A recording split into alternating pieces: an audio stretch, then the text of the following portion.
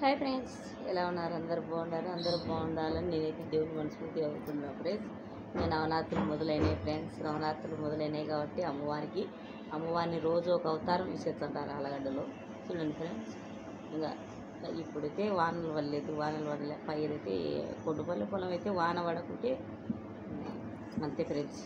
వాన పడకుంటే ఇంక ఎత్తిపోయినట్టే, వేసుకునే కానీ బాధపడడం తప్ప ఏముండదు.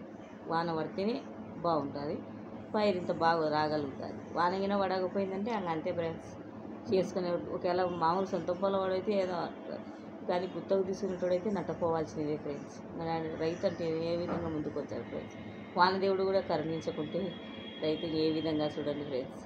కొన్ని దిక్కులు వానొద్దు అంటారు, కొన్ని దిక్కులు మనకైతే రాయలసీమలో ఆలగడ్డ కల్లి అయితే వాన ఖచ్చితంగా పడాల్సినదే ఫ్రెండ్స్. వాన పడాల్సినదే, పైరు రావాల్సినది. చూడండి ఫ్రెండ్స్, ఆ కొండపల్లె పొలానికి అయితే నీళ్ళే లేవు ఫ్రెండ్స్.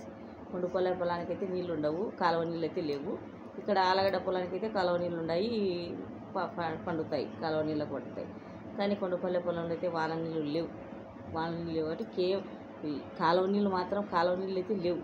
వాన పడాలా పండాలా ఫ్రెండ్స్. దేవుడు ఒక్క వాన కింద కుడిచినాడండి, ఈయన ఏమండదు, అన్ని పైర్లలో పండిపోతాయి.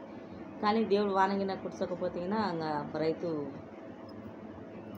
నట్టమే తప్ప లాభం ఉండదు ఫ్రెండ్స్. చూడండి ఫ్రెండ్స్, రైతుకు నట్టం తప్ప లాభం నట్టం ఉంటుంది ఫ్రెండ్స్. రైతు పని అంటే పండితే బాగా పండి అన్ని ఇచ్చే రైతు సంతోషంగా ఉంటాడు. లేకపోతే రైతు బాధపడడం తప్ప ఏముండదు ఫ్రెండ్స్. జీవితంలో చాలా బాధ. చూడండి ఫ్రెండ్స్, వానదేవుడు కరుణ చూపి మనకు వానదేవుడు కురిస్తేనే ఇప్పుడు మనం బాగుంటాం, లేకుంటే లేదు ఫ్రెండ్స్. మీరు కూడా వానదేవుడిని ప్రార్థించండి ఫ్రెండ్స్. రాయలసీమలో వాన పడాలని. Bye friends.